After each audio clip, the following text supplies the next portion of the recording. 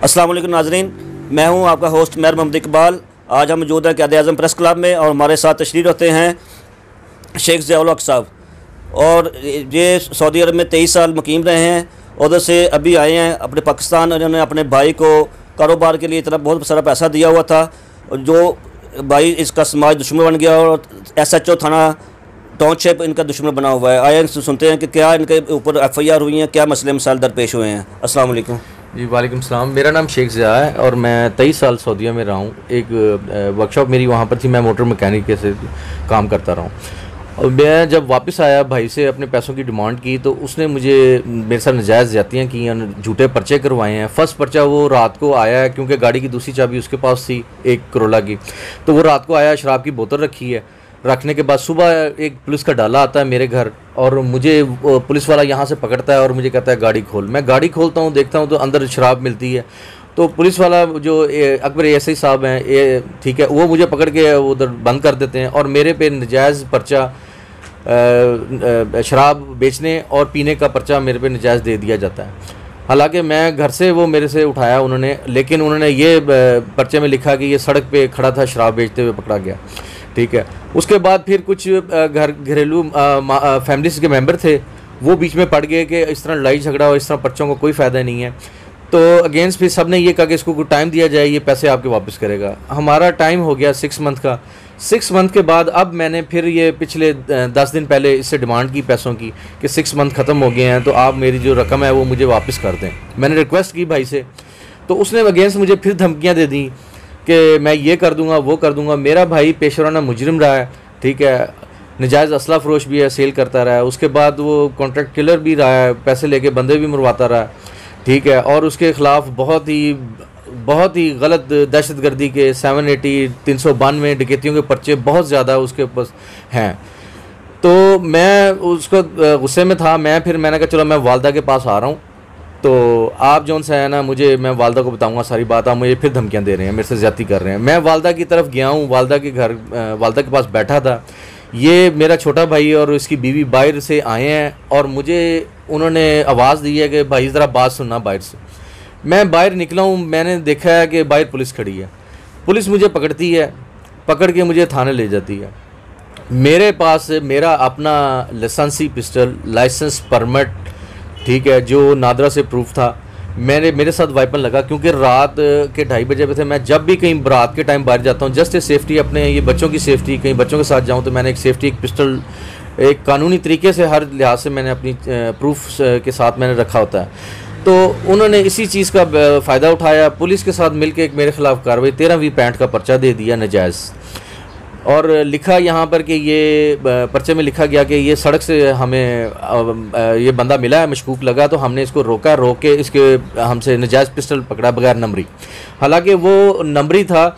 Licence permit मैंने SHO को दिया है। मेरा भाई क्योंकि क्रिमिनल रह चुका है, उसके ताल्लुकात तो पुलिस वालों के साथ थे और पहले ही इनकी मीटिंग हुई थी कि भाई को गुस्सा मैं गर्म कर दिया, वो मेरे घर आएगा वालदा को शिकायत लगाने।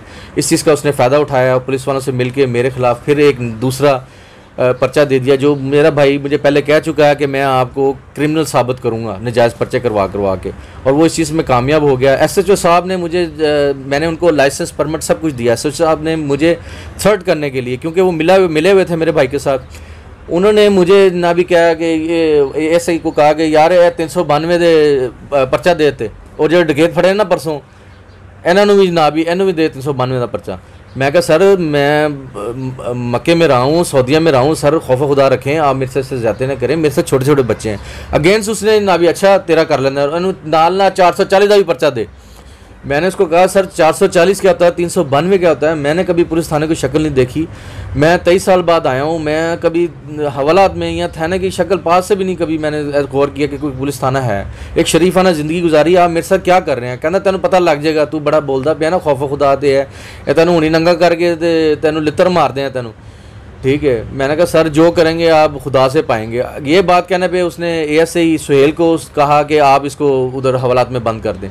वो जब मुझे बंद कर रहा था, मुंशी के पास ले गया। मुंशी ने मुझे बताया कि SHO को तेरे भाई ने 50,000 रुपया दिया, अगर तुम SHO को ₹1,00,000 दोगे तो तुम्हारी अभी जान छुड़वा दूंगा मैं।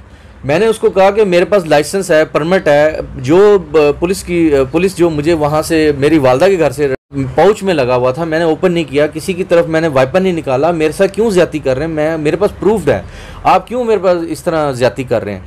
तो उसने कहा तेनू ना साड़ी समझ नहीं आ रही, तू पुत्र हो जाएगा 2 साल अंदर।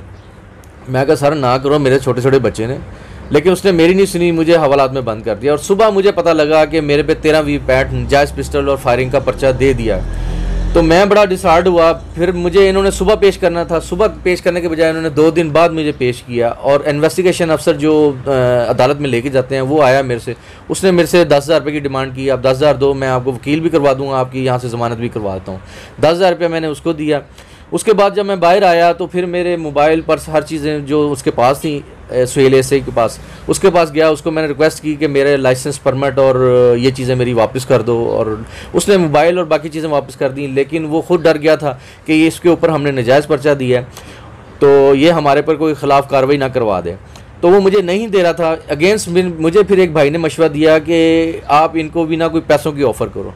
मैंने फिर सुहेल एएसआई को, फिर मैं गया, उससे बात की, मैंने कहा कोई पैसे ले लो यार, मेरी जान छोड़ो, मैं शरीफ आदमी, मैंने किसी के ख़िलाफ़ क्या दरख्वास्त देनी है, ठीक है, मैं क्या कार्रवाई कर सकता हूँ। तो फिर वो एग्री हुआ, उसने मेरे से 10,000 रुपया कहा, आप मुझे 10,000 रुपया दे दें, आपका लाइसेंस, परमिट और पिस्टल मैं वापस कर दूँगा, ठीक है। और मुझे 6 दिन वो जलील उसने किया। और 6 दिन के बाद फिर पैसे पूसे दे के मैंने वेपन और लाइसेंस और परमिट मुझे उसने वापस कर दिया, पहले नहीं दे रहा था। और अगली बात उसने 10,000 रुपये जब लिया, उसने कहा कि मैं एक गैर कानूनी वेपन बाहर से ख़रीद के, क्योंकि पर्चा हुआ है बगैर नंबरी का, वो पिस्टल ख़रीद के वो मैं खाते में डाल दूंगा, जमा करवा दूंगा और आपका जो लाइसेंस, परमिट और पिस्टल वापस कर दूंगा। मुझे पैसे देने का सुहेल को ये बेनिफिट मिला कि उसकी मैंने सारी कॉलें उसकी रिकॉर्ड कर ली, ठीक है। जो इन्वेस्टिगेशन ऊपर थे उनकी कॉलें मैंने रिकॉर्डिंग की हुई हैं, उसमें वो मान रहे हैं, उसमें कह रहे हैं कि पुलिस वाले ऐसे ही करते हैं, ठीक है। बहरहाल ये सब जो सा है, अब मुझे जान से मारने की धमकियां दी जा रही हैं, वो भाई की तरफ से भी मैं परेशान हूँ। उसके बाद पुलिस वाले भी मेरे ख़िलाफ़ हो गए हैं, ठीक है। मुझे खबरें मिल रही हैं कि अभी कोई और पर्चा दे के रेड करेंगे, रात को मुझे उठा लेंगे। तो मैं एक शरीफ आदमी हूँ, मेरे साथ इतनी ज़्यादतियाँ हुई हैं। मुझे इमरान खान साहब से जौन सी है बड़ी मैं गुजारिश करता हूँ कि मेरा साथ दिया जाए, मेरी सुनी जाए, ठीक है। मेरा कोई सुनने वाला नहीं है। मैंने एप्लीकेशन दी है आईजी पंजाब को दी है, उधर मुझे एसएसपी उस्मान बाजवा साहब मिले थे, उन्होंने भी बड़ा अच्छा रिस्पांस दिया। उन्होंने कहा बेटा जिन्होंने आपके साथ ज़्यादतियाँ की हैं, बेशक पुलिस वाले हैं या आपके भाई हैं, आपको इंसाफ मिलेगा, ठीक है। मैंने सीसीपी लाहौर भी दरख्वास्त दे दी है, ठीक है। लेकिन अभी तक मेरी कोई सुनवाई नहीं हुई, किसी ने मुझे कोई रिस्पांस नहीं दिया, किसी ने मुझे कॉल करके नहीं पूछा कि भाई आपके साथ क्या ज़्यादती हुई है, पुलिस वालों ने क्या ज़्यादतियाँ की हैं। तो मैं सब अफसरान से और वज़ीर आज़म इमरान खान साहब से मैं गुजारिश करता हूँ कि मेरी मदद की जाए, ठीक है। मेरे जो भी ये मामला इन लोगों ने ख़राब किए हैं, झूठे पर्चे करवाए हैं, इनके ख़िलाफ़ एक्शन लीजिए। और जो इस तरह के नाजायज़ पुलिस वाले हैं उनको वर्दियाँ उतरवा के उनको एक सबक मिलना चाहिए कि किसी भी शरीफ आदमी को मुजरिम साबित नहीं करना चाहिए, इंसाफ के साथ चलना चाहिए, ठीक है। मैं तो फिर काबिल हसीयत हूँ। कुछ लोग किसी के बाप ऐसा भी है जो सुबह कमाता है और शाम को अपने बीवी बच्चों का पूरा करता है। अगर वो बंदा नाजायज़ अंदर हो जाए तो उसके बीवी क्या करेगी, उसके बच्चे क्या करेंगे, ठीक है। आप बिलीव कर सकते हैं कि मेरे अपने ज़ाती 3 घर हैं, उनका रेंट आ रहा है और 50 लाख रुपए का हाई रूफ ग्रैंड कैबिन मैंने परचेज़ किया हुआ है, टूरिस्ट पे मैंने लगाया हुआ है, और मैं शराब बेचूँगा, ठीक है। तो ये जो सब मामला है, मुझे इंसाफ चाहिए, मैं इंसाफ चाहता हूँ और कुछ नहीं। जी नाज़रीन, आपने इनकी ज़बानी सुना। शेख ज़िया उल हक़ साहब थे जो आपने ज़बानी सुना रहे थे सादा किस्सा, भाई दुश्मन, SHO थाना टाउनशिप दुश्मन, समाज नासर दुश्मन, ये अपनी दास्तान सुना रहे थे अभी। और ये अल्लाह हकाम से अपील करते हैं कि हमें इंसाफ दिलाया जाए। Quaid-e-Azam press club Lahore.